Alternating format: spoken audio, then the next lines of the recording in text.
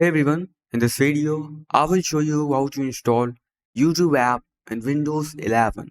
Now, if you find this video helpful, a like and subscribe would mean a lot. Alright, let's dive in. Now, first of all, just open any browser on your computer or laptop. Okay, now go on the search bar and type here youtube.com. Okay, now as you can see, just go over here on top right corner and click on these three dots.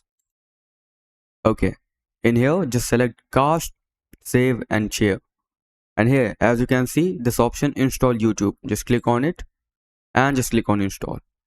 Alternatively, you can also just click on this computer icon on top right, just click on it and just click on install, and you are good to go. Your YouTube app is installed. As you can see, now if you want to pin this to taskbar, just right click on it and in here click on show more option and just click on pin to taskbar, and as you can see it is pinned to taskbar. So that's it for the video. That's how you can install YouTube in Windows 11. Thanks for watching.